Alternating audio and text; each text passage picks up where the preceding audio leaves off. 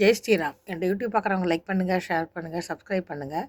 அபய் சிங் அப்படின்ற ஒரு பையன் வந்து பாம்பே ஐஐடியில் படித்த பையன் இப்போ வந்து அந்த அகோரியாக மாறி போய் அந்த கும்பமேளாவில் எல்லோரும் அதை போகிறவங்க வர்றவங்கெல்லாம் அந்த யூடியூப்காரங்க டிவிக்காரங்களாம் இன்டர்வியூ எடுத்து ஹீரோ ஆக்கிட்டு இருக்காங்க.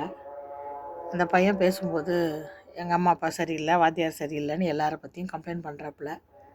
அம்மா அப்பா 2 பேரும் எப்பவும் சண்டை போட்டுக்குவாங்க அப்படின்னு சொல்கிறாப்புல. சண்டை போட்டுக்கிற அம்மா அப்பாவோ, சண்டை போடாத எந்த அம்மா அப்பாவும் உலகத்தில் கிடையாது. சண்டை போட்டுக்கிற அம்மா அப்பாவாக இருந்தாலும் நல்லபடியாக படிக்க வச்சு ஒரு ஸ்டேட்டஸுக்கு கொண்டு வந்தாங்க இல்லையா? அதெல்லாம் மறந்துட்டு எல்லாரையும் கம்ப்ளைண்ட் பண்ணிவிட்டு அந்த மாதிரி ஒரு கஞ்சா அடிக்ட் ஆன மாதிரி ஒரு ரூபத்தில் அந்த கையில் அந்த பைப்பெல்லாம் வச்சுக்கிட்டு தன்னை மறந்து வாய்க்கு வந்ததை பேசுகிறத இந்த மீடியாக்காரங்கள்லாம் வெளிச்சம் போட்டு காட்டி அவங்கள பெரிய ஹீரோ ஆக்குறாங்க. இந்த மாதிரி பைத்தியக்காரத்தனம்லாம் நம்ம ஊரில் தான் நடக்கும். உண்மையிலே பக்தி இருக்கணும்னா அப்படிலாம் போய் அந்த மாதிரி தன்னை மறந்து தன்னோட நிலை மறந்து தன்னோட பொசிஷன் மறந்து இப்படி இருக்கிறதுக்கு பேர் இறைவன் அடையிறது கிடையாது. இது மாதிரி ஆளுங்கள்லாம் ஹீரோவாக்காதீங்க. அப்புறம் உண்மையான நாட்டுக்கு சேவை செய்கிற மிலிட்ரியில் இருக்கிறவங்க, ஆர்மியில் இருக்கிறவங்க, நேவியில் இருக்கிறவங்க, அந்த எல்லை பாதுகாப்பு படையில் இருக்கிறவங்க, அவங்களாம் எவ்வளோ கஷ்டப்படுறாங்க, நம்ம நாட்டுக்கோசம் எவ்வளோ தியாகம் பண்ணுறாங்க.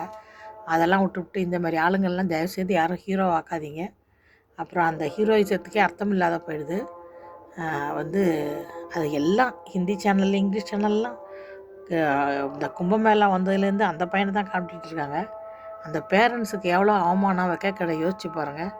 உங்கள் பையனை டிவியில் பார்த்தேன்னு சொல்லி அவங்க அப்பா பார்த்தா நீட்டாக ட்ரெஸ் பண்ணிக்கிட்டு, ஷேவ் பண்ணிக்கிட்டு, நீட்டாக க்ளீனாக நல்லா இருக்கார். இந்த பையனை பார்த்தா அப்படி இருக்குது.